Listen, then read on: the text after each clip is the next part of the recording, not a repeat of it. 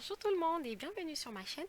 Kimpavita est une figure africaine. Elle est née et grandie dans le royaume Congo, qui est aujourd'hui divisé entre les deux Congos, l'Angola et le Gabon.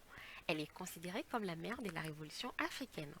Jeanne d'Arc, quant à elle, est une héroïne française, née et grandie à l'époque où la guerre de Cent Ans s'écoule en France. Kimpavita ressemble étrangement à Jeanne d'Arc, et pourtant les deux femmes ont vécu à des époques différentes et en des lieux fort distants. Ainsi, nous allons vous montrer 4 ressemblances troublantes sur ces deux femmes. Allez, c'est parti. La première ressemblance, c'est le caractère divin de leur mission.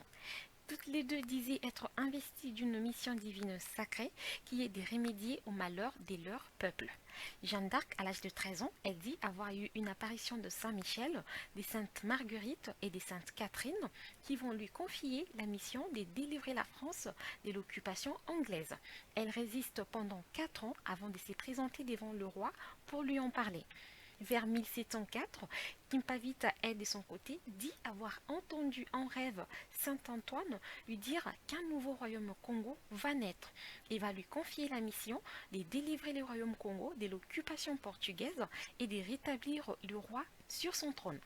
La deuxième ressemblance, c'est leur jeunesse. Les deux femmes étaient très jeunes lorsqu'elles ont commencé leur mission salvatrice pour leur peuple. Il faut savoir que Kimpavita est née en 1684 et a commencé son combat en 1704. Elle avait seulement 20 ans. À 20 ans, elle était déjà une jeune prophétesse de grande renommée, une femme politique du royaume Congo et surtout une résistante à la traite négrière initiée par le Portugais. Et Jeanne d'Arc, elle avait juste 17 ans lorsqu'elle s'est présentée devant le roi Charles. Celui-ci va lui confier toute une armée pour libérer la ville d'Orléans des mains des Anglais. Elle va redonner confiance aux troupes des soldats. Dans la nuit du 7 au 8 mai 1429, cette jeune femme remporte la victoire contre les Anglais et la nouvelle se répand dans toute la France.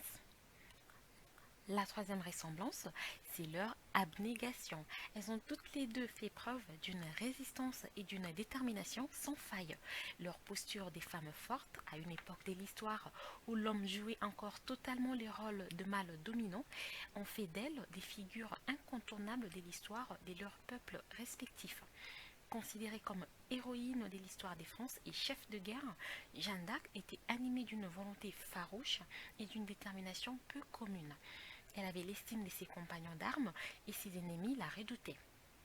Kimpavita, qui veut dire instrument de guerre, considérée comme la mère de la révolution africaine, elle est décrite comme une jeune femme audacieuse et courageuse qui s'est sacrifiée pour son peuple. Considérée comme le porte-flambeau de la liberté du peuple africain, c'est un personnage phare de l'histoire du continent africain. La quatrième et dernière ressemblance, c'est leur fin tragique. Kimpavita était une figure mystique vénérée, en même temps une menace pour la puissance du roi et des missionnaires.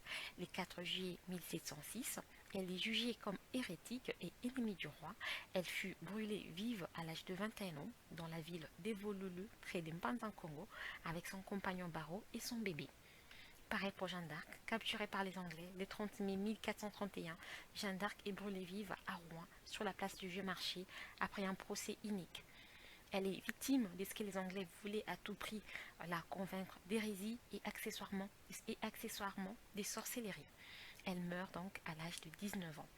Les deux femmes ont été jugées hérétiques et brûlées vives sur un bûcher. Voilà, c'était les 4 ressemblances étonnantes entre Kimpavita et Jeanne d'Arc. Dites-moi dans les commentaires laquelle de ces ressemblances vous a le plus étonné. Si cette vidéo vous a plu, n'hésitez surtout pas à l'aimer et à la partager autour de vous. Je vous dis à bientôt pour de nouvelles vidéos. Ciao!